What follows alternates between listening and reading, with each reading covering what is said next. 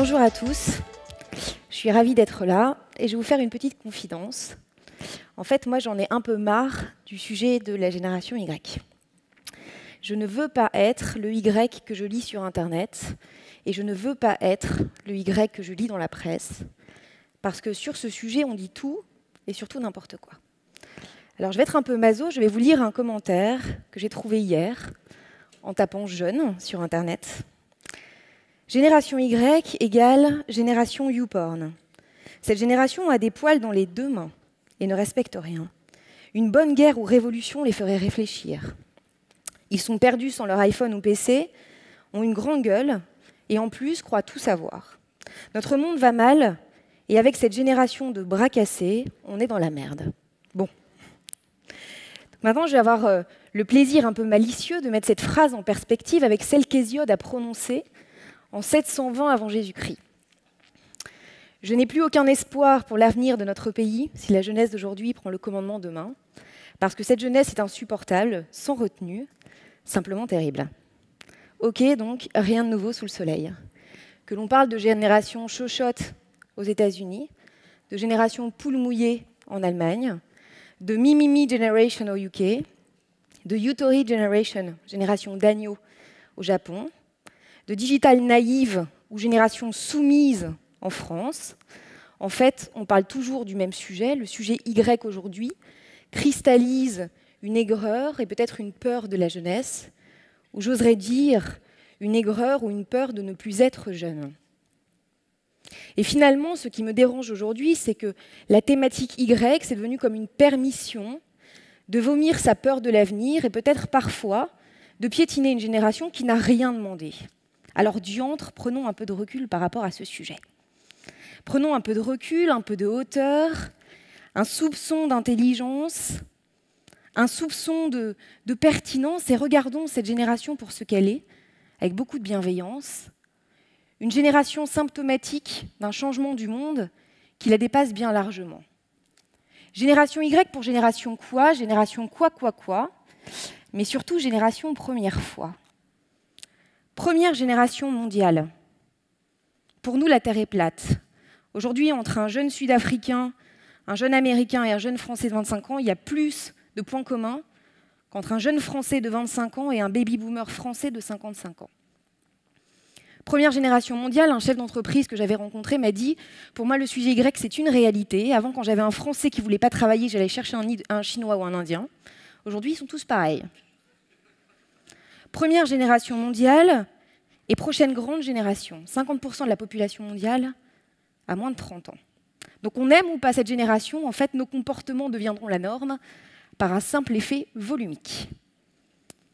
Première génération numérique.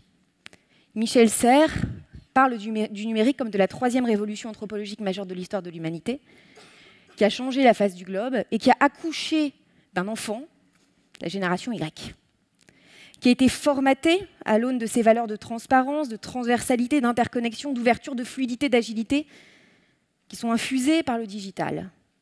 Les Homo numericus sont ces nouveaux digital natives.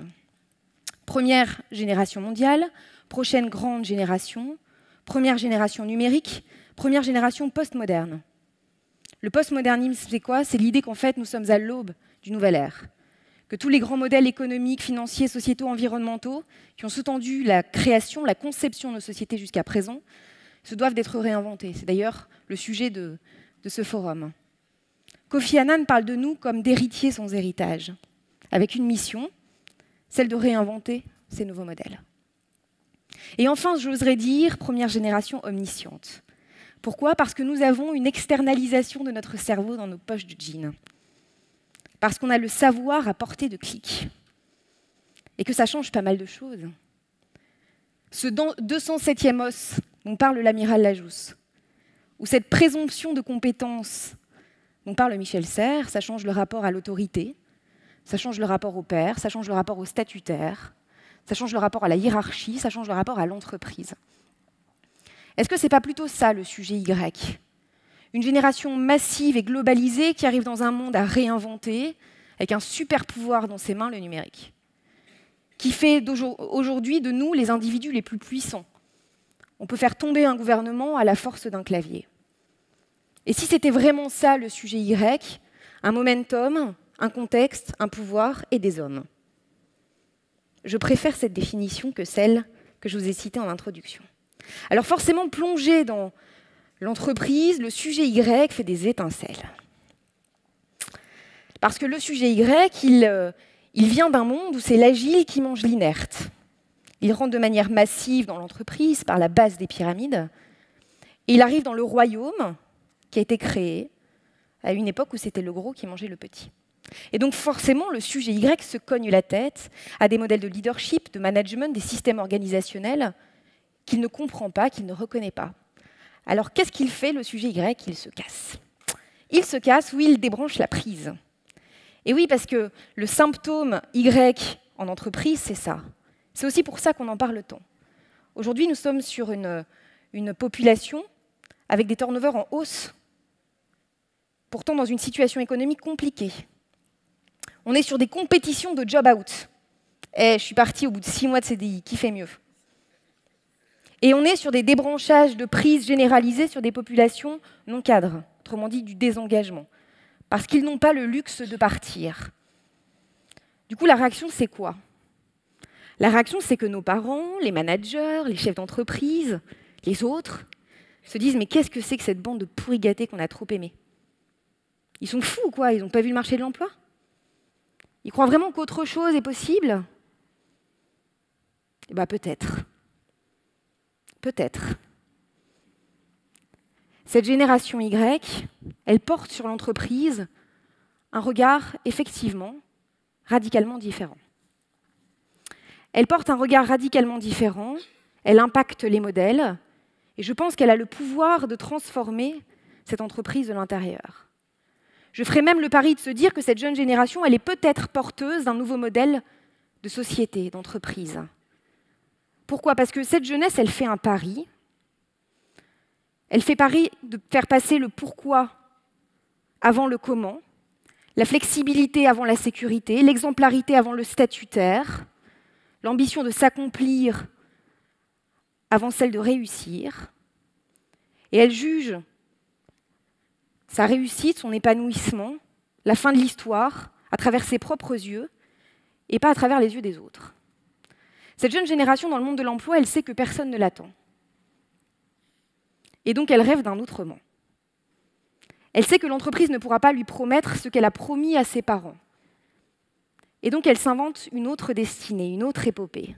Et elle se dit finalement, plutôt que d'aller très haut, très vite, très loin, j'irai à côté. Bébé de la précarité, intégrée et non subie, je constituerai ma vie comme un chapelet avec une série d'expériences professionnelles, toutes différentes, toutes kiffantes, à forte valeur ajoutée. Et à la fin, je me dirai que ça fait sens, et c'est moi qui choisirai ce sens. Ce sens, ce sera le mien. Voilà pour la génération Y. Et alors qu'on commence seulement à entendre ce genre de discours, on se dit « attention, peut-être qu'en fait le sujet Y, ce n'est pas une histoire de jeunes, ce n'est pas une histoire de génération, c'est juste le symptôme d'un monde qui change. » Au même titre que la libération, l'ubérisation, la digitalisation et tous ces mots en ion qu'on entend. Voilà que débarquent les aides. Alors là, les chefs d'entreprise qui sont au bord du suicide, figurez-vous qu'ils ne se disent pas « oh non, les aides ». Ils ne se disent pas ça, ils se disent vivement les aides. Vivement qu'ils viennent terrasser les Y. Parce que ça fait 10 ans que je serre les dents, et Dieu que j'attends cette génération Z. Et moi, ça, je l'ai entendu. On m'a dit « mais c'est super, Emmanuel, ton petit discours, mais attends que les aides arrivent. Et là, c'est fini, les Grecs, vous êtes morts. » Très bien. Strauss et Ho, qui sont les deux grands théoriciens de l'intergénérationnel, de sociologues américains, leur donneraient raison. Puisque dans la théorie des générations, on dit que chaque génération se construit en opposition à la génération précédente. Par conséquent, les Z devraient être différents des Y, et donc potentiellement en capacité de nous terrasser. Fini le sujet Y. Comme on n'était pas tout à fait sûr, on a fait une grande enquête.